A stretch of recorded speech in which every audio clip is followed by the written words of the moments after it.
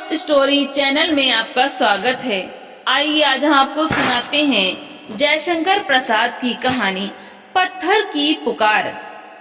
नवल और विमल दोनों बात करते हुए टहल रहे थे।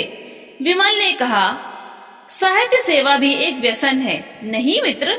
यह तो विश्व भर की एक मौन सेवा समिति का सदस्य होना है। अच्छा, तो फिर बताओ तुमको क्या भला लगता है? कैसा साहित्य रुचता है? अतीत और करुणा का जो अंश साहित्य में हो वो मेरे हृदय को आकर्षित करता है। नवल की गंभीर हंसी कुछ तरल हो गई। उन्होंने कहा, इससे विशेष और हम भारतीयों के पास धरा क्या है? स्तुत्य अतीत की घोषणा और वर्तमान की करुणा, इसी का गान हमें आता है। बस यह भी एक भांग गांजे की तरह नशा है। विमल का हृदय स्तब्ध हो गया। चिर प्रसन्न वदन मित्र को अपनी भावना पर इतना कठोर आघात करते हुए कभी भी उसने नहीं देखा था। वो कुछ विरक्त हो गया। मित्र ने कहा, कहाँ चलोगे? उसने कहा, चलो मैं थोड़ा घूमकर गंगा तट पर मिलूंगा। नवल भी एक ओर चला गया। चिंता में मग्न विमल एक ओर चला। नगर के सुने मोहल्ले की ओर जा निकला। एक टूटी चारपाई अपने फूटे झिलंगे में लिपटी पड़ी है।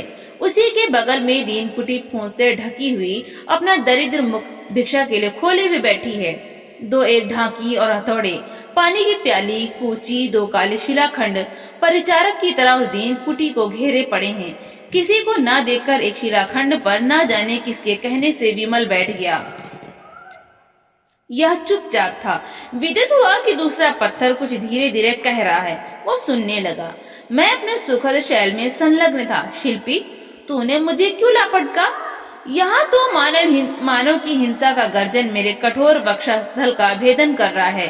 मैं तेरे प्रलोभन में पड़कर यहाँ चलाया था, कुछ तेरे बाहुबल से नहीं, क्योंकि मेरी प्रबल कामना थी कि मैं एक सुंदर मूर्ति में परिणत हो जाऊं।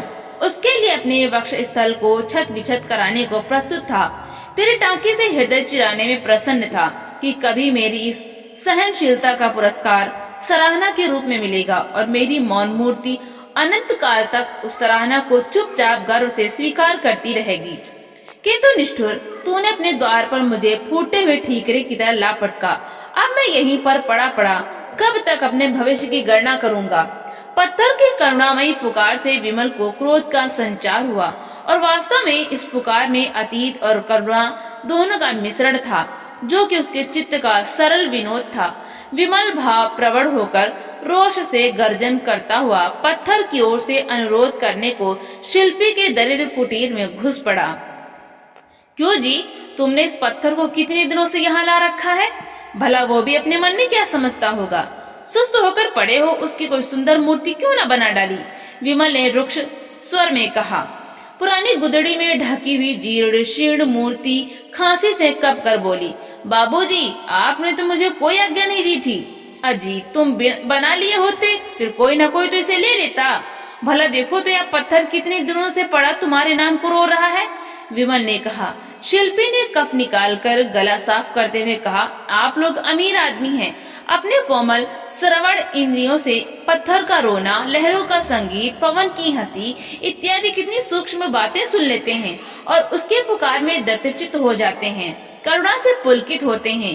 किंतु क्या कभी दुखी हृदय के नीरव क्रंदन को भी अंतरात्मा की श्रवण इंद्रियों को सुनने देते हैं, जो करुणा का काल्पनिक नहीं किंतु वास्तविक रूप है? विमल के अतीत और करुणा संबंधी समस्त सद्भाव कठोर कर्मण्यता का आवाहन करने के लिए उसे से विद्रोह करने लगे। वो स्तब्ध होकर उसी मलिन भूमि पर बैठ गया। तो दोस्तों, आपको ये कहानी कैसी लगी? लाइक करें, ज्यादा से ज्यादा शेयर करें और कमेंट करके हमें जरूर बताएं। और इसी तरह की हिंदी साहित्य कहानियां सुनने के लिए हमारे चैनल को सब्सक्राइब करना बिल्कुल भी ना भूलें। तो मिलते हैं अगली नई कहानी के साथ। बहुत बहुत